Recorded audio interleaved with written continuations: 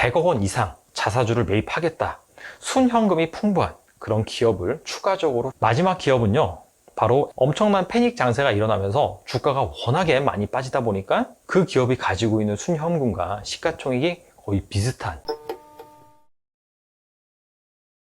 안녕하세요, 달란트 투자입니다. 외국인이 최근 우리나라 주식시장에서 연일 순매도세를 쏟아내고 있습니다. 개인만이 홀로 외로이 이 매도세를 받아내고 있는데요, 그러다 보니까 주식시장도 계속해서 힘이 없죠. 오죽했으면은 이 개인이 계속해서 이 외국인의 매도세를 받아내는 모습을 보고 동하 개미군이다, 자, 이런 식으로 표현을 하기도 합니다. 자, 이 가운데 자신의 회사의 주가를 방어하기 위해서 풍부한 현금을 바탕으로 자사주를 사는 그런 기업들이 있어서 눈길을 끄는데요. 자, 오늘은 그래서 이 자사주를 사는 기업들에 대해서 한번 알아보는 시간을 갖겠습니다. 자, 먼저 이 두 그래프가 있습니다. 자, 위의 그래프는 코스피 지수와 그 다음에 월별 자사주 취득을 하는 그런 기업들의 수, 그리고 밑에 그래프는 코스닥 지수와 월별 자사주를 취득하는 코스닥 기업의 수를 나타내는 것입니다. 자, 보시면은 이 주가 지수와 자사주를 취득하는 기업 수, 이게 반대로 움직이죠. 어떻게 보면 당연하죠. 주가가 하락하는 달이 나오면은 그 달에는 자사주를 취득하는 기업이 부쩍 늡니다.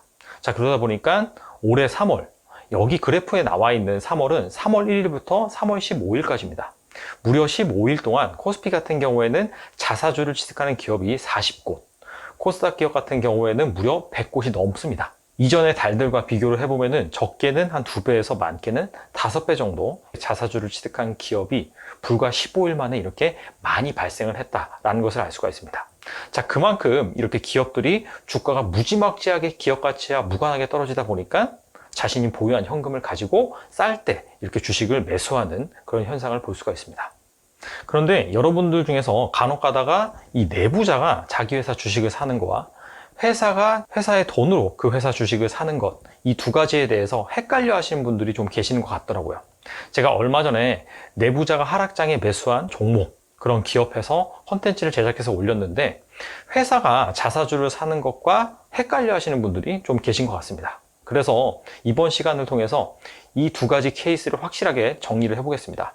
먼저 내부자가 자기 회사 주식을 사는 경우, 여기서 내부자라고 한다면은 먼저 최대 주주, 그리고 최대 주주의 친인척, 그리고 그 회사의 임원을 들 수가 있겠고, 추가적으로 그 회사 주식을, 그 회사 지분을 10% 이상 보유한 주요 주주가 바로 내부자라고 통칭이 됩니다. 내부자 같은 경우에는 자사주를 살 때는 이 회사 자금으로 사는 것이 아니라 이 내부자가 가지고 있는 돈, 지갑에서 자기 돈을 꺼내서 우리와 마찬가지로 이 HTS를 켜서 사는 그런 행위를 말합니다. 내부자가 자기 회사 주식을 취득한 경우에는 취득을 하고 나서 5영업일 이내에 공시를 하게 되어 있어요. 자, 이것이 바로 내부자가 그 회사 주식을 사는 케이스를 말을 하는 것이고요.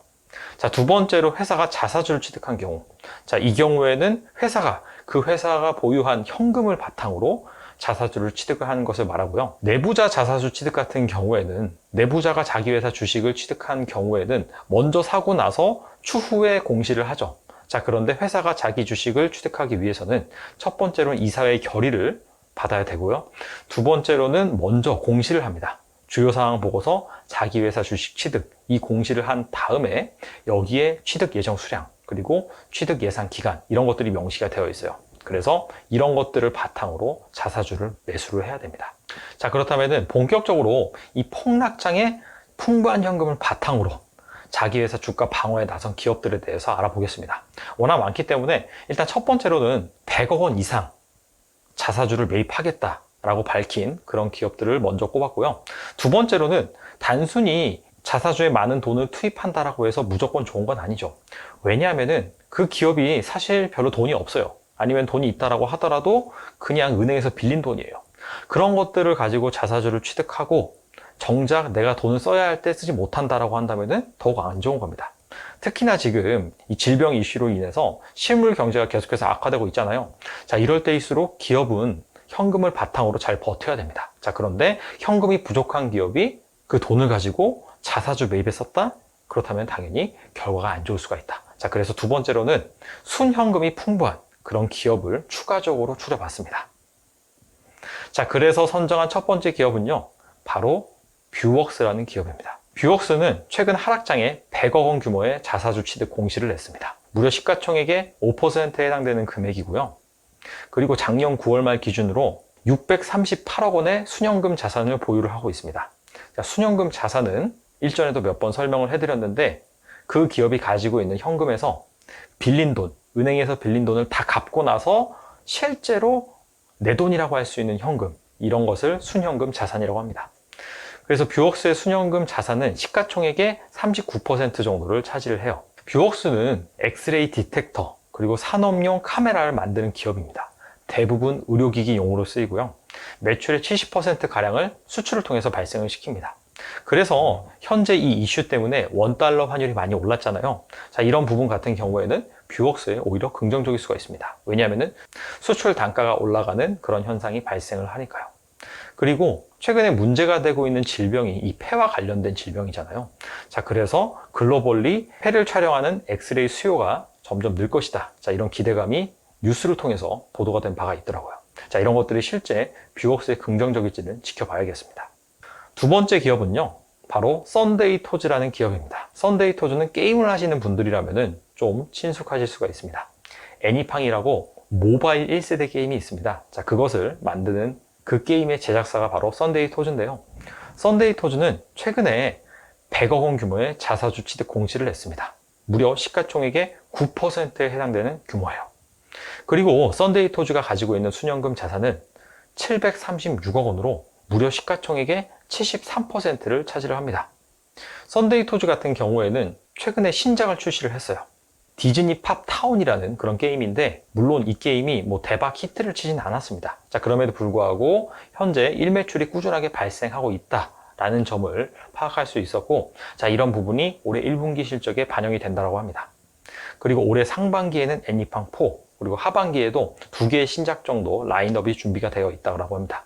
자, 그래서 이런 부분의 성과에 따라서 썬데이 토즈 주가에 긍정적인 영향을 미칠 것이다 라고 볼 수가 있겠죠. 마지막 기업은요, 바로 SBS 콘텐츠 허브라는 기업입니다. 이 기업은 최근에 120억 규모의 자사주 취득 공시를 냈어요. 무려 시가총액의 12%, 시가총액의 12%에 해당되는 현금을 자사주 취득에 쓴다라는 것 자체가 상당히 이런 주가 방어적인 측면에서는 긍정적인 역할을 할 것이다 라고 볼 수가 있겠죠. 그리고 작년 9월 말 보유한 순현금 자산이 737억 원, 썬데이 토즈와 거의 비슷합니다. 자, 그래서 시가총액에서 차지하는 비중이 73%입니다. 보시다시피 엄청난 패닉 장세가 일어나면서 주가가 워낙에 많이 빠지다 보니까 그 기업이 가지고 있는 순현금과 시가총액이 거의 비슷한 이런 현상까지 벌어진 것이죠. SBS 콘텐츠 허브는 이 SBS의 드라마, 이런 방송, 이런 콘텐츠를 BOD로 유통하는 그런 기업입니다. 원래는 되게 알짜 주식이었어요. 그런데 2016년 이 사드 이슈가 발생을 하자 2017년부터 이 중국향 콘텐츠 매출이 많이 감소를 했습니다. 자, 거기에다가 SBS 콘텐츠 허브는 이 드라마 BOD를 유통을 할 때 이 로열티를 SBS나 관계사한테 지불을 하는데 이 로열티 비율이 점점 올라갔습니다. 자, 그러다 보니까 이익도 많이 감소를 하는 그런 상황에 직면을 해서 최근 2년간 주가가 계속해서 빠졌습니다. 자, 그런데 작년 말부터 이 SBS 콘텐츠 허브가 500억 원을 투자를 해서 드라마 제작사를 설립을 했고요. 그래서 이 드라마 제작사를 통해서 자체 콘텐츠를 만들어서 방송이면 방송, 그리고 OTT 플랫폼이면 OTT 플랫폼으로 야심차게 자체 콘텐츠를 유통할 계획을 가지고 있습니다. 그리고 드라마 제작사로 경쟁력을 떨치고 있는 더 스토리웍스, 이 기업과 지금 합병을 검토하고 있습니다. 자, 만약에 합병이 실제로 성사된다라고 한다면은 스튜디오 드래곤, 그리고 제이 콘텐츠리처럼 경쟁력 있는 드라마 제작사로 거듭이 날 수가 있다. 자, 이렇게 정리를 해볼 수가 있습니다. 자, 지금까지 하락장에 풍부한 현금을 바탕으로 자사주를 매입하는 그런 기업의 유형을 알아봤는데요. 물론 이런 기업들이 타 기업에 비해서 주가 방어 측면에서는 긍정적일 수 있습니다. 자, 하지만은 워낙 지금 현재가 공포 장세이기 때문에 아무리 자사주를 많이 취득한다 한들 주가가 오르거나 안 떨어지거나, 자, 그럴 수는 없습니다. 그래서 이런 부분들을 여러분들이 잘 감안을 하시고 대응을 하시고요. 그리고 제가 종종 이렇게 종목들을 말씀을 드리는데 이게 절대 추천 용도는 아닙니다. 제가 단순히 소개를 해드리는 것이고 여러분들이 직접 추가적으로 더 많은 정보를 수집을 하시고 투자에 임하셔야겠고요. 투자 판단은 본인의 몫이니까요. 아무튼 간에 이런 공포스러운 패닉장이 계속해서 연출이 되고 있는데, 자, 이럴 때 감정에 휘둘리지 마시고 보시다시피 이렇게 괜찮은 기업들이 있는지 계속해서 찾아다니는, 즉 공부를 하는 그런 시간으로 활용을 하셨으면 좋겠습니다. 자, 오늘은 여기까지입니다. 감사합니다.